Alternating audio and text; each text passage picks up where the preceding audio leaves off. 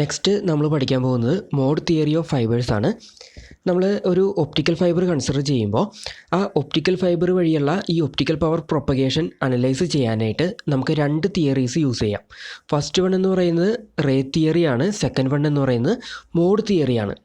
ഈ ray theory നമ്മൾ consider ചെയ്യുമ്പോൾ അതിൽ നമ്മുടെ ഒപ്റ്റിക്കൽ പ്രോപ്പർട്ടീസ് വെച്ചിട്ടുള്ള പ്രൊപ്പഗേഷൻ മെത്തേഡാണ് നമ്മൾ കൺസിഡർ ചെയ്യുന്നത്. അതായത് ലൈറ്റിൻ്റെ റിഫ്ലക്ഷൻ, റിഫ്രാക്ഷൻ അങ്ങനെയുള്ള ആ ഒപ്റ്റിക്കൽ ഫിനോമിനാസ് വെച്ചിട്ടുള്ള ആ ഒരു പ്രൊപ്പഗേഷൻ മെത്തേഡാണ് നമ്മൾ റേ തിയറിയിൽ കൺസിഡർ ചെയ്യുന്നത്. സോ ആ ഒരു റേ തിയറിയിൽ നമ്മൾ ആക്ച്വലി ഈ ഒരു ലൈറ്റിൻ്റെ വേവ് നേച്ചർ കൺസിഡർ ചെയ്യുന്നില്ല. നമുക്കറിയാം ഈ ഒരു ലൈറ്റ് എന്ന് പറയുന്നത് ഇലക്ട്രോ മാഗ്നറ്റിക് വേവ് ആണ്. സോ ആ ഒരു electro magnetic wave nature actually നമ്മൾ റേ തിയറിയിൽ കൺസിഡർ ചെയ്യുന്നില്ല. അവിടെ നമ്മൾ നമുക്കറിയാം സ്നെൽസ് ലോയും പിന്നെ ആ ടോട്ടൽ ഇൻറ്റേർണൽ റിഫ്ലക്ഷൻ അതൊക്കെ യൂസ് ചെയ്തിട്ടാണ് നമ്മൾ അനലൈസ് ചെയ്യുന്നത്. ഓക്കെ, അപ്പോൾ ലൈറ്റിൻ്റെ ആ ഒരു ഒപ്റ്റിക്കൽ ഫിനോമിനാസ് കൺസിഡർ ചെയ്തിട്ടുള്ള ഒരു അനാലിസിസ് ആണ് റേ തിയറിയിൽ വരുന്നത്.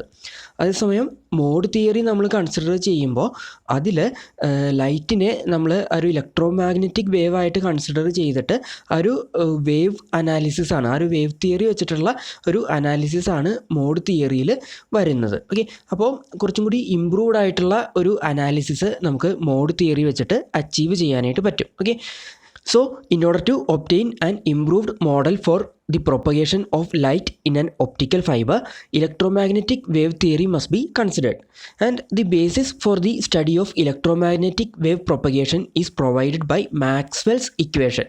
നമ്മൾ ഈ മാക്സ്വെൽസ് ഇക്വേഷൻ യൂസ് ചെയ്തിട്ടാണ് ഈ ഇലക്ട്രോമാഗ്നറ്റിക് വേവ് പ്രൊപ്പഗേഷനെ അനലൈസ് ചെയ്യുന്നത്. ഓക്കെ, ദെൻ നമ്മൾ ഈ മോഡ് തിയറി പഠിക്കുമ്പോൾ മോഡ് എന്ന് പറയുന്നത് എന്താണ് എന്നുള്ളൊരു ക്ലിയർ ഐഡിയ ഉണ്ടായിരിക്കണം.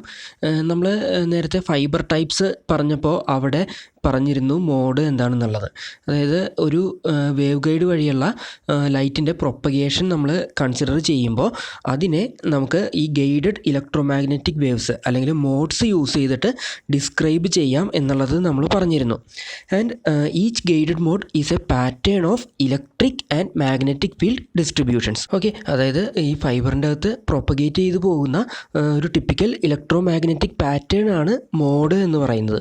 ഓക്കെ, ഒരു സിംഗിൾ ലൈറ്റ് സിഗ്നൽ മാത്രമേ നമ്മൾ ഒപ്റ്റിക്കൽ ഫൈബർ വഴി പാസ് ചെയ്യുന്നുള്ളൂ എങ്കിൽ പോലും അതിൽ മൾട്ടിപ്പിൾ മോഡ്സ് ഉണ്ടാകും. പക്ഷേ എല്ലാ മോഡുകളും നമ്മുടെ ഈ ഒപ്റ്റിക്കൽ ഫൈബർ വഴി പാസ് ചെയ്യില്ല എന്നുള്ളത് നമ്മൾ നേരത്തെ പറഞ്ഞിരുന്നു.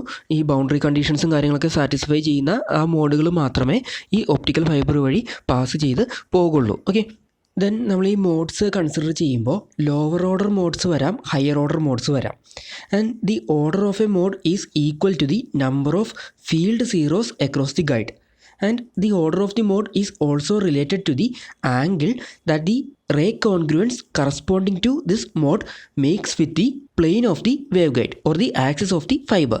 That means the steeper the angle, the higher the order of the mode. Okay, അതായത് നമ്മൾ ഒരു ഹയർ ഓർഡർ മോഡ് കൺസിഡർ ചെയ്യുമ്പോൾ അതിൽ നമ്പർ ഓഫ് റിഫ്ലക്ഷൻസ് കൂടുതലായിരിക്കും. കാരണം അതിൻ്റെ ആംഗിൾ എന്ന് പറയുന്നത് സ്റ്റീപ്പറാണ് അല്ലേ. അതുകൊണ്ട് തന്നെ number of reflections higher order മോഡ്സിൽ കൂടുതലായിരിക്കും.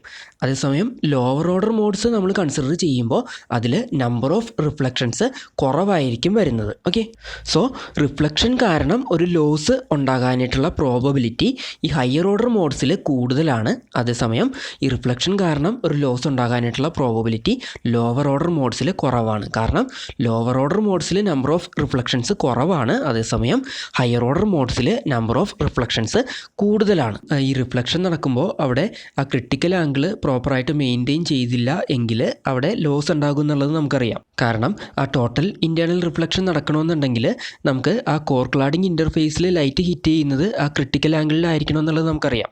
ഇപ്പോൾ ആ ഒരു ആംഗിളിൽ എന്തെങ്കിലും ഒരു ചേഞ്ച് വന്നു കഴിഞ്ഞാൽ അവിടെ ലോസ് ഉണ്ടാകാനായിട്ടുള്ള ചാൻസ് ഉണ്ടെന്നുള്ളത് നമുക്കറിയാം. ഓക്കെ, അപ്പോൾ ആ ഒരു റിഫ്ലക്ഷൻ നടക്കുമ്പോഴാണ് ഈ ഒരു ലോസ് ഉണ്ടാകാനായിട്ടുള്ള ചാൻസ് കൂടുതൽ. നമ്പർ ഓഫ് റിഫ്ലക്ഷൻസ് കുറവാണെന്നുണ്ടെങ്കിൽ അപ്പോൾ ലോസ് ഉണ്ടാകാനായിട്ടുള്ള ചാൻസ് കുറവാണ്. നമ്പർ ഓഫ് റിഫ്ലക്ഷൻസ് കൂടുതലാണെന്നുണ്ടെങ്കിൽ ഈ ലോസ് ഉണ്ടാകാനായിട്ടുള്ള ചാൻസ് കൂടുതലാണ്. ഓക്കെ, ദെൻ നമുക്ക് ഈ മോഡ്സിനെ പറ്റി കുറച്ചും കൂടി ഒരു ക്ലാരിറ്റി കിട്ടാനായിട്ട് ഈ ഒരു ഫിഗർ കൺസിഡർ ചെയ്യുക. ഈ ഒരു ഫിഗറിൽ കാണിച്ചിരിക്കുന്നത് different electric field distributions of several guided modes in A symmetrical slab wave guide. നമ്മളൊരു സിമെട്രിക്കൽ സ്ലാബ് വേവ് ഗൈഡാണ് ഒരു എക്സാമ്പിളായിട്ട് കൺസിഡർ ചെയ്തിരിക്കുന്നത്. ആ ഒരു സിമെട്രിക്കൽ സ്ലാബ് വേവ് ഗൈഡിൽ ആ കോറും ക്ലാഡിങ്ങും ഒക്കെ ഒരു ഡൈലക്ട്രിക് സ്ലാബ് ഫോമിലായിരിക്കും വന്നിരിക്കുന്നത്. ഓക്കെ, സോ ആ ഒരു സിമെട്രിക്കൽ സ്ലാബ് വേവ് ഗൈഡിൻ്റെ ഡിഫറെൻറ്റ് ഗൈഡഡ് മോഡ്സിൻ്റെ ഇലക്ട്രിക് ഫീൽഡ് ഡിസ്ട്രിബ്യൂഷൻസ് ആണ് ഈ കാണിച്ചിരിക്കുന്നത്. Okay, and this plot shows that the electric fields of the guided modes are not completely confined to the central dielectric slab. That is, they do not go to zero at the guide cladding interface, but instead they extend partially into the cladding. Then from this figure we can see that for low order modes the fields are tightly concentrated near the center of the slab with little penetration into the cladding region, and on the other hand for higher order modes the fields are distributed more towards the edges of the guide and penetrate farther into the cladding region. So lower order modes-ൽ ഈ energy എന്ന് പറയുന്നത് ആ കോറിൽ തന്നെ confined ആയിട്ടിരിക്കുകയാണ്, കൂടുതലും കോറിൽ തന്നെ confined ആയിട്ടിരിക്കുകയാണ്. ആ ക്ലാഡിങ്ങിലേക്ക് എക്സ്റ്റെൻഡ് ചെയ്തിരിക്കുന്ന പോർഷൻ വളരെ കുറവാണ്.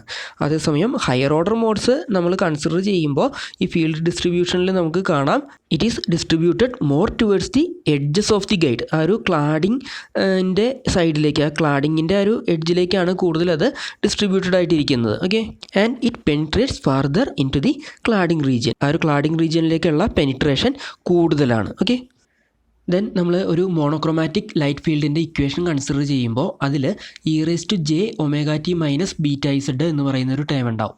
ഇതിൽ ഒമേഗ എന്ന് പറയുന്നതാണ് അതിൻ്റെ റേഡിയൻ ഫ്രീക്വൻസി. നമ്മുടെ ഈ ലൈറ്റിൻ്റെ ഒരു ആംഗുലർ ഫ്രീക്വൻസി എന്ന് പറയുന്നതാണ് omega.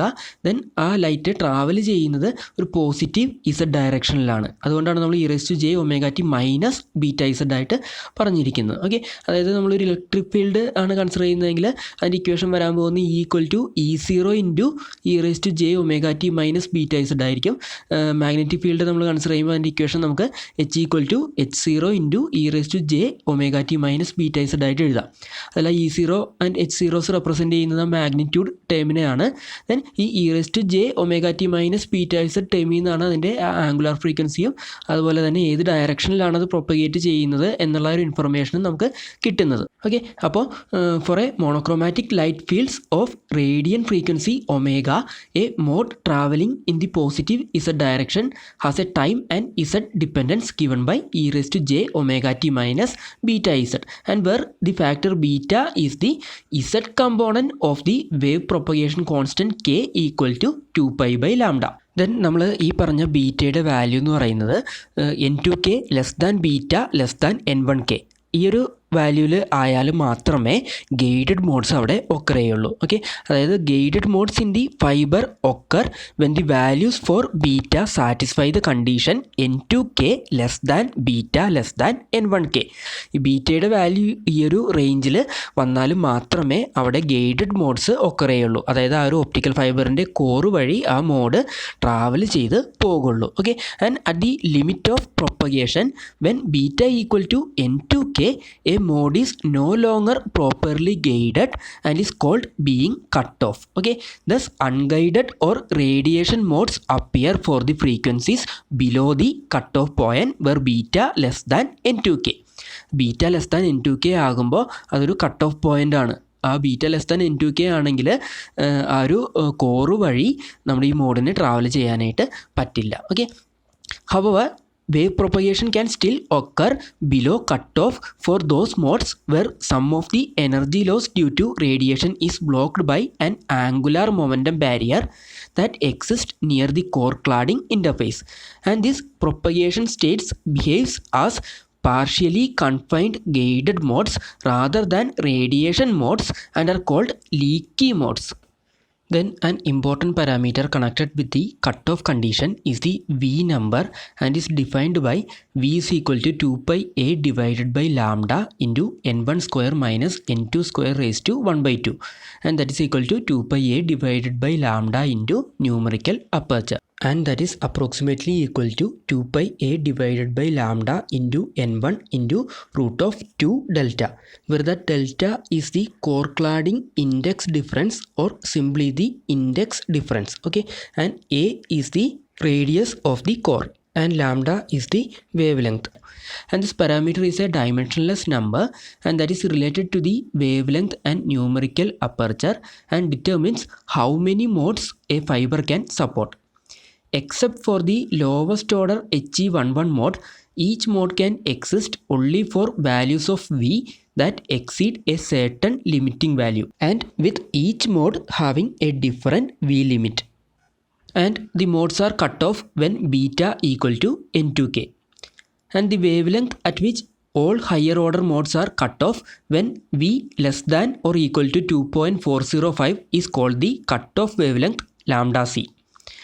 Then the HE11 mode has no cutoff and ceases to exist only when the core diameter is 0, and this is the principle on which the single mode fibers are based. Then the V number also can be used to express the number of modes M in a multi-mode step index fiber when V is large.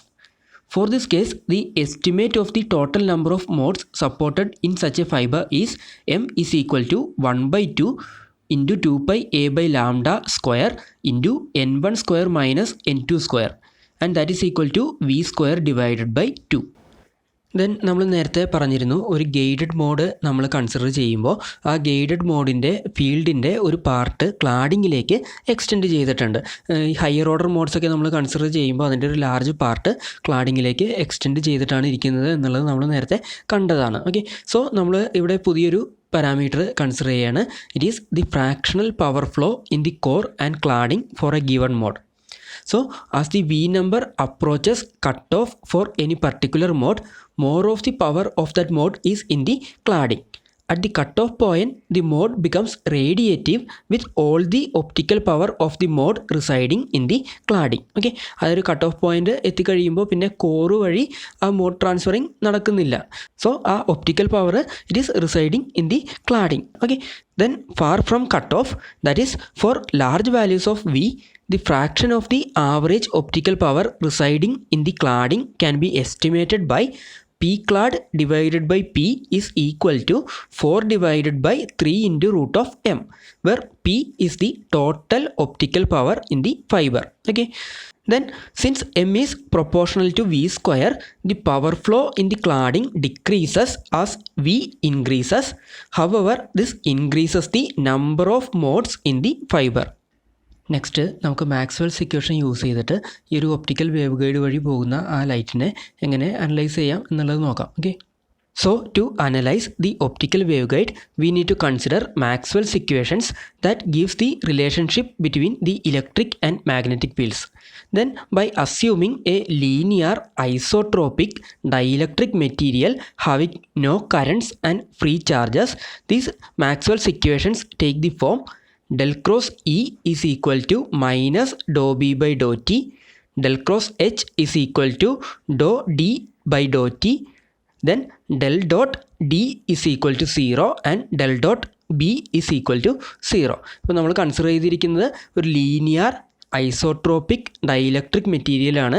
അതുപോലെ തന്നെ no current and no free charge കേസാണ് നമ്മൾ എടുത്തിരിക്കുന്നത്. Okay, അതുകൊണ്ട് തന്നെയാണ് നമുക്ക് ഈ ഒരു ഫോമിൽ ആ ഇക്വേഷൻസ് വന്നിരിക്കുന്നത്. ഡെൽ ക്രോസ് എച്ച് നമ്മൾ കൺസിഡർ ചെയ്യുമ്പോൾ അത് doe D by Dr T ആണ് നമുക്ക് വന്നിരിക്കുന്നത്.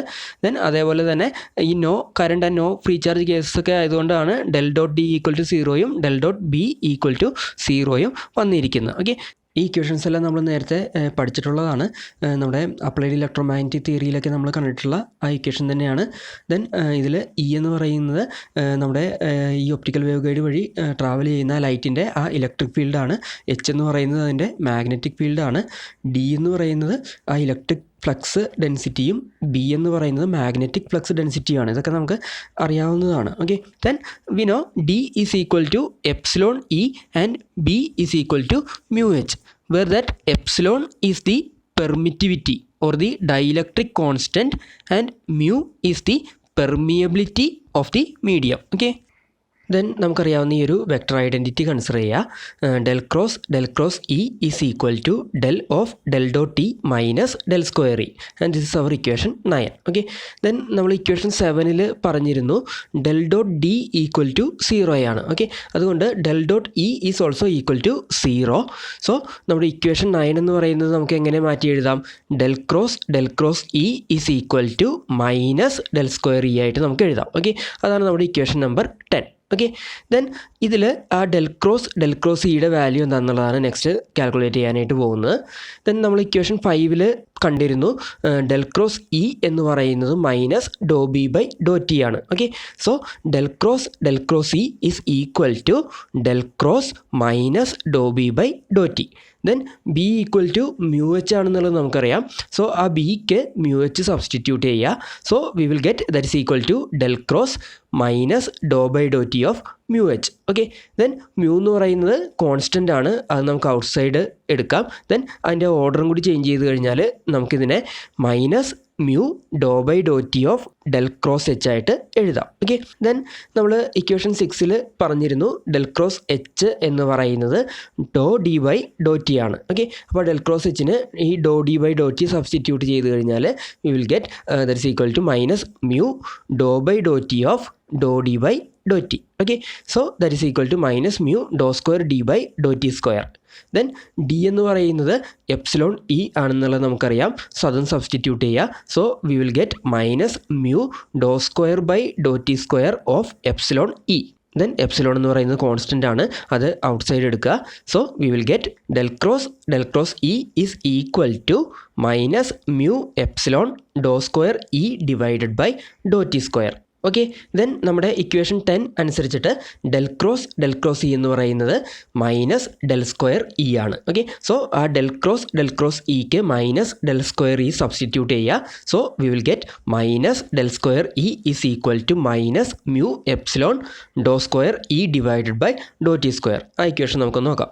So by using equation 10 we have minus del square E is equal to minus mu epsilon dou square E divided by dou t square, and then by cancelling that negative sign from both sides we have del square E is equal to mu epsilon dou square E divided by dou t square, and this is our equation 11. Okay, then ഇതേപോലെ തന്നെ നമുക്ക് del square എച്ചിൻ്റെ ഇക്വേഷനും calculate ചെയ്തെടുക്കാം.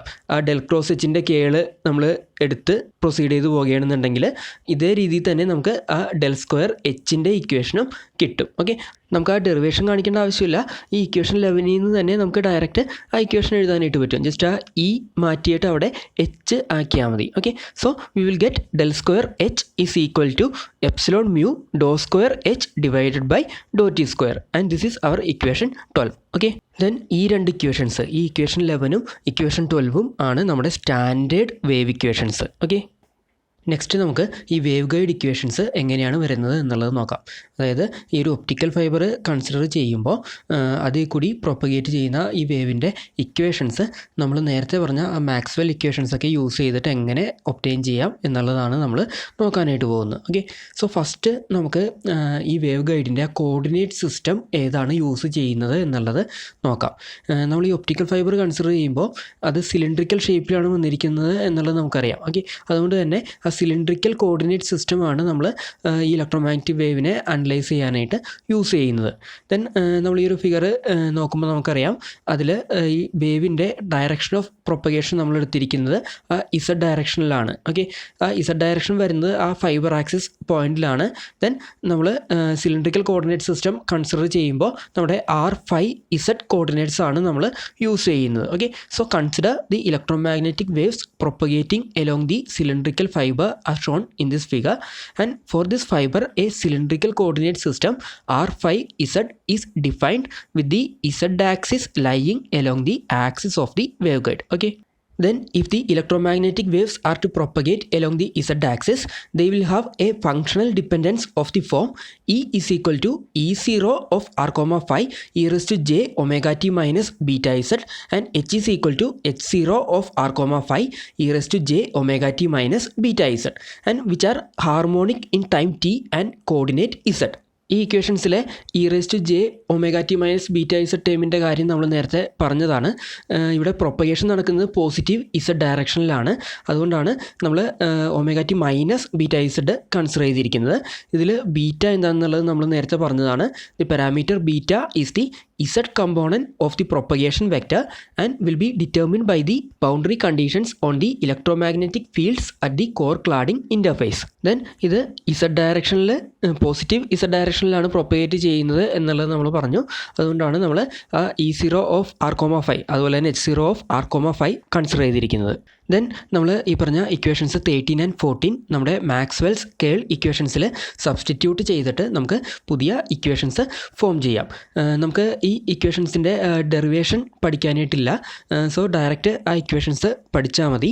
So first നമ്മൾ ചെയ്യാൻ പോകുന്നത് equation 13 and 14 നമ്മുടെ ഇക്വേഷൻ നമ്പർ 5 സബ്സ്റ്റിറ്റ്യൂട്ട് ചെയ്യും. നമ്മുടെ ഡെൽ ക്രോസ് സിയുടെ ഇക്വേഷനിൽ സബ്സ്റ്റിറ്റ്യൂട്ട് ചെയ്യാനായിട്ട് പോവുകയാണ്. Okay, so when equations 13 and 14 are substituted into Maxwell's Kerr equations, we have from equation 5 1/r into dou Ez by dou phi plus j r beta e phi is equal to minus j omega mu hr. Then j beta er plus dou Ez by dou r is equal to j omega mu h phi.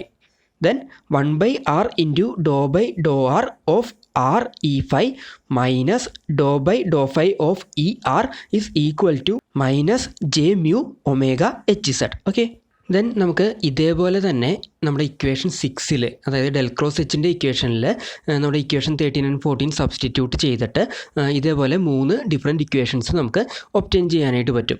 അതിൻ്റെയും derivations നമുക്ക് ആവശ്യമില്ല. ആ equations direct നമ്മൾ പഠിച്ചാൽ മതി. Okay, then ആ equations നമ്മൾ consider ചെയ്യുമ്പോൾ നമ്മുടെ ഈ 15, 16 ആൻഡ് 17 ഇക്വേഷൻ്റെ ആ സെയിം ഫോമിൽ തന്നെയാണ് നമുക്ക് ഇക്വേഷൻസ് വരുന്നത്. ഓക്കെ, ഈ 15, 16 ആൻഡ് 17 ഇക്വേഷൻസ് നമ്മൾ കൺസിഡർ ചെയ്യുമ്പോൾ അതിൻ്റെ LHSൽ നമ്മുടെ EZ, E5, ER കമ്പോണൻസ് ആണ് വന്നിരിക്കുന്നത്.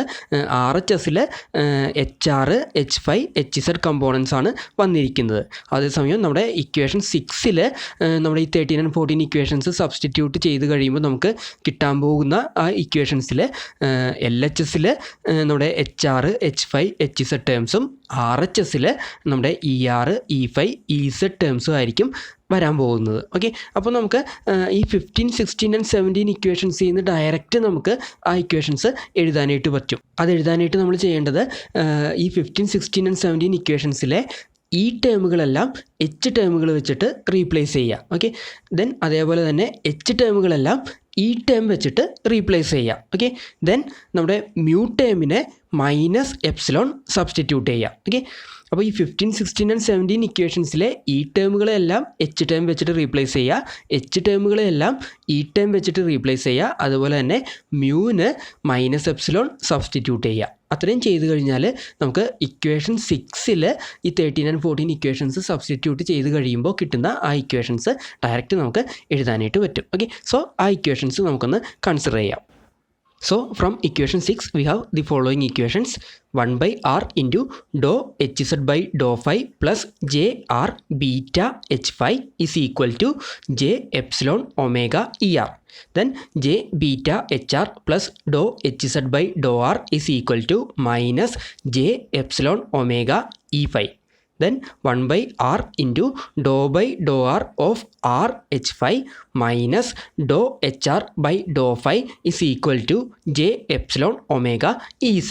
ദെൻ നമ്മൾ നേരത്തെ പറഞ്ഞിരുന്നു നമ്മുടെ ഇലക്ട്രോമാഗ്നറ്റിക് വേവ് പ്രൊപ്പഗേറ്റ് ചെയ്യുന്നത് ഇസഡ് ഡയറക്ഷനിലാണ്. ഓക്കെ, അപ്പോൾ നമ്മുടെ ഫൈനൽ ഇക്വേഷൻസ് നമുക്ക് കിട്ടേണ്ടത് ഇസഡ് കമ്പോണൻസിൻ്റെ ടേംസിലാണ്. അതായത് ഇസഡിൻ്റെയും HZൻ്റെയും ടേംസിലാണ് നമുക്ക് ഫൈനൽ ഇക്വേഷൻസ് കിട്ടേണ്ടത്. ഓക്കെ, അതായത് ഇസഡിൻ്റെ ടേംസിലുള്ള ഒരു ഇക്വേഷൻ നമുക്ക് വേണം, ദെൻ HZൻ്റെ ടേംസിലുള്ള അടുത്തൊരു ഇക്വേഷൻ നമുക്ക് വേണം. ഓക്കെ, അപ്പോൾ നമ്മൾ ഇനി ചെയ്യാനായിട്ട് പോകുന്നത് നമ്മളിപ്പോൾ നേരത്തെ കണ്ട ആ ഇക്വേഷൻസിലെ ER, E5 അതേപോലെ തന്നെ HR, H5 കമ്പോണൻസിനെയൊക്കെ നമ്മുടെ EZ and HZ components use ചെയ്തിട്ട് റെപ്രസെൻറ്റ് ചെയ്യാനായിട്ട് പോവുകയാണ്. ഓക്കെ, അതായത് നമുക്ക് വേണ്ടത് ആ ഇസഡ് കമ്പോണൻസ് ആണ് നമുക്ക് വേണ്ടത്. അപ്പോൾ ബാക്കിയുള്ള ആ കമ്പോണൻസിനെയൊക്കെ ആർ ആൻഡ് ഫൈ കമ്പോണൻസിനെയൊക്കെ നമ്മൾ EZ and HZ components use ചെയ്തിട്ട് റെപ്രസെൻറ്റ് ചെയ്യും. ഓക്കെ, അപ്പോൾ ആ ഇക്വേഷൻസ് ആണ് നെക്സ്റ്റ് നമ്മൾ കൺസിഡർ ചെയ്യാനായിട്ട് പോകുന്നത്.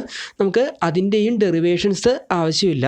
അപ്പോൾ അതെങ്ങനെയാണ് കാൽക്കുലേറ്റ് ചെയ്യുന്നത് എന്നുള്ളത് ജസ്റ്റ് നമുക്കൊന്ന് നോക്കാം. എന്നിട്ട് അതിൻ്റെ ഡെറിവേഷൻസിലേക്ക് നമ്മൾ പോകുന്നില്ല, ഡയറക്റ്റ് നമുക്ക് ആ ഇക്വേഷൻസ് എഴുതാം. ഓക്കെ, സോ ഇപ്പോൾ നമ്മൾ നമ്മുടെ ER, E5, HR and H5 ടേംസിനെ EZ and HZ components use ചെയ്തിട്ട് റെപ്രസെൻറ്റ് ചെയ്യാനായിട്ട് പോവുകയാണ്. Okay, so by eliminating variables these equations can be rewritten such that when EZ and HZ are known the remaining transverse components ER, E5, HR and H5 can be determined. For example, E5 or HR can be eliminated from equations 15 and 19 so that the component H5 or ER respectively can be found in terms of EZ or HZ. Okay, so അതേപോലെ രണ്ട് ഇക്വേഷൻസുകളെ തമ്മിൽ solve ചെയ്തിട്ട് നമുക്ക് ER, E5, HR, H5 എന്ന് പറയുന്ന components in terms of EZ and HZ നമുക്ക് calculate ചെയ്തെടുക്കാനായിട്ട് പറ്റും. ഓക്കെ, അപ്പോൾ അതിൻ്റെ ആ സ്റ്റെപ്സ് നമ്മൾ കാണിക്കുന്നില്ല, ഡയറക്റ്റ് നമ്മൾ ആ ഇക്വേഷനിലേക്ക് പോവുകയാണ്. സോ പ്രീവിയസ് സ്ലൈഡിൽ നമ്മൾ പറഞ്ഞതുപോലെ സോൾവ് ചെയ്ത് കഴിയുമ്പോൾ നമുക്ക് ER, E5, HR and H5 in terms of EZ and HZ കിട്ടും. സോ ആ ഇക്വേഷൻസ് ആണ് ഈ കാണിച്ചിരിക്കുന്നത്. ER is equal to minus J divided by Q square into beta do EZ by Dr R plus mu omega divided by R into do HZ by Dr phi. Then E5 is equal to minus J divided by Q square into beta divided by R into dou EZ by dou phi minus mu omega dou HZ by dou R. Then HR is equal to minus J divided by Q square into beta dou HZ by dou R minus omega epsilon divided by R into dou EZ by dou phi. Then H5 is equal to minus J divided by Q square into beta divided by R into dou HZ by dou phi plus omega epsilon into dou EZ by dou R, where Q square is equal to omega square epsilon mu minus beta square and that is equal to K square minus beta square. Okay, then ഇവിടെയും നമുക്ക് ഇയുടെ equations പഠിച്ചു വയ്ക്കുകയാണെങ്കിൽ അതിൽ നിന്ന് എച്ചിൻ്റെ equations directly നമുക്ക് എഴുതാനായിട്ട് പറ്റും. ഓക്കെ, അത് ERഉം E5ഉം പഠിച്ചു വെച്ച് കഴിഞ്ഞാൽ അതിൽ നിന്ന് നമുക്ക് HRൻ്റെയും H5ൻ്റെയും ഇക്വേഷൻസ് എഴുതാം. നമ്മൾ നേരത്തെ പറഞ്ഞതുപോലെ ഇയുടെ ഇക്വേഷൻസ് അറിയാമെങ്കിൽ അതിനെ ആ കറസ്പോണ്ടിങ് എച്ചിൻ്റെ ഇക്വേഷനിലേക്ക് കൺവേർട്ട് ചെയ്യാനായിട്ട് നമ്മൾ ഇത്രയും ചെയ്താൽ മതി. ഇയുടെ ഇക്വേഷനിലുള്ള ആ ഈ ടേമുകളെ ആ കറസ്പോണ്ടിങ് എച്ച് ടേം വെച്ചിട്ട് റീപ്ലേസ് ചെയ്യുക. അതുപോലെ തന്നെ എച്ച് ടേമുകളെ കറസ്പോണ്ടിങ് ഈ ടേം വെച്ചിട്ട് റീപ്ലേസ് ചെയ്യുക. അതേപോലെ മ്യൂവിന് പകരം മൈനസ് എപ്സിലോൺ സബ്സ്റ്റിറ്റ്യൂട്ട് ചെയ്യുക. ഓക്കെ, അപ്പോൾ ഇത്രയും ചെയ്ത് കഴിഞ്ഞാൽ നമുക്ക് ആ ഇയുടെ ഇക്വേഷനിൽ നിന്ന് കറസ്പോണ്ടിങ് എച്ചിൻ്റെ ഇക്വേഷൻ ഫോം ചെയ്തെടുക്കാനായിട്ട് പറ്റും. ഓക്കെ, സോ ഇപ്പോൾ നമുക്ക് നമ്മുടെ ER, E5, HR ആൻഡ് H5നെ നമ്മുടെ EZ ആൻഡ് HZൻ്റെ ടേംസിൽ കിട്ടി. കംപ്ലീറ്റ് EZ കമ്പോണൻസിൻ്റെ ടേംസിൽ നമുക്ക് കിട്ടി. ഇനി നമ്മൾ ചെയ്യാൻ പോകുന്നത് നമ്മുടെ ഇക്വേഷൻസ് 17 ആൻഡ് 20ൽ നമുക്ക് ഇപ്പോൾ കിട്ടിയ ഈ വാല്യൂസ്, ഈ 21 to 24 വാല്യൂസ് നമ്മൾ കൊണ്ടുപോയിട്ട് സബ്സ്റ്റിറ്റ്യൂട്ട് ചെയ്യും. അങ്ങനെ നമുക്ക് Z കമ്പോണൻസിൻ്റെ ടേംസിലുള്ള ആ ഇക്വേഷൻസ് കിട്ടും. ഓക്കെ, സോ അതാണ് നെക്സ്റ്റ് നമ്മൾ ചെയ്യാനായിട്ട് പോകുന്നത്. സോ നമ്മുടെ ഇക്വേഷൻ 20 കൺസിഡർ ചെയ്യുക. ആ ഇക്വേഷൻ 20ലെ HR ആൻഡ് H5ന് നമ്മുടെ ഇക്വേഷൻസ് 23 ആൻഡ് 24 സബ്സ്റ്റിറ്റ്യൂട്ട് ചെയ്യുക. ഓക്കെ, അപ്പോൾ നമുക്ക് ആ required wave equation in cylindrical coordinates കിട്ടും. Okay, and that equation is doe square EZ by Dr R square plus 1 by R doe EZ by Dr R plus 1 by R square doe square EZ by Dr phi square plus Q square EZ equal to 0. Okay, അതായത് നമ്മുടെ EZൻ്റെ ടേംസിലുള്ള ആ ഒരു equation നമുക്ക് കിട്ടി. Okay, then ഇതുപോലെ തന്നെ by substituting equations 21 and 22 in equation 17. Okay, അത് equation 17ലെ ERനും E5ക്കും നമ്മുടെ ഇക്വേഷൻസ് 21 ആൻഡ് 22 സബ്സ്റ്റിറ്റ്യൂട്ട് ചെയ്യുക. Then we will get do square HZ by Dr R square plus 1 by R into do HZ by Dr R plus 1 by R square into do square HZ by Dr phi square plus Q square H Z is equal to 0. Okay, അതായത് നമ്മുടെ H ഇസഡിൻ്റെ ടേംസിലുള്ള അടുത്ത ഒരു equation നമുക്ക് കിട്ടി. Okay, so നമ്മുടെ equation 25 എന്ന് പറയുന്നത് ആ ഇലക്ട്രിക് ഫീൽഡിൻ്റെ ടേംസിലുള്ള ഇക്വേഷനാണ്. ഇക്വേഷൻ 26 എന്ന് പറയുന്നത് മാഗ്നറ്റിക് ഫീൽഡിൻ്റെ ടേംസിലുള്ള ഇക്വേഷനാണ്. ഓക്കെ, നമ്മുടെ പ്രൊപ്പഗേഷൻ എന്ന് പറയുന്നത് ഇസഡ് ഡയറക്ഷനിലാണ്. സോ ആ ഇസഡ് കമ്പോണൻസിൻ്റെ ടേംസിലുള്ള ആ ഇക്വേഷൻസ് നമുക്ക് കിട്ടി. ഓക്കെ, സോ ഇതാണ് നമ്മുടെ required wave guide equations. Okay, then ഞാൻ നേരത്തെ പറഞ്ഞ പോലെ ഇക്വേഷൻ 25 ആൻഡ് 26 നമ്മൾ കൺസിഡർ ചെയ്യുമ്പോൾ each contain either only Z or only H Z, and this appears to imply that the longitudinal components of E and H are uncoupled and can be chosen arbitrarily provided that they satisfy these equations 25 and 26. Okay, then if the boundary conditions do not lead to the coupling between the field components, mode solutions can be obtained in which either Ez equal to 0 or Hz equal to 0. When Ez equal to 0, the modes are called transverse electric or TE modes, and when Hz equal to 0, they are called transverse magnetic or TM modes. Okay, so ഈ ഒരു കണ്ടീഷനിൽ transverse electric അല്ലെങ്കിൽ transverse magnetic modes മാത്രമേ ഉണ്ടാകുള്ളൂ. Okay, then hybrid modes exist if both Ez and Hz are non-zero, and these are designated as He or Eh modes depending on whether Hz or Ez respectively makes a larger contribution to the transverse field. And the fact that the hybrid modes are present in optical waveguides makes their analysis more complex than in the simple case of hollow metallic waveguides where only TE and TM modes are found.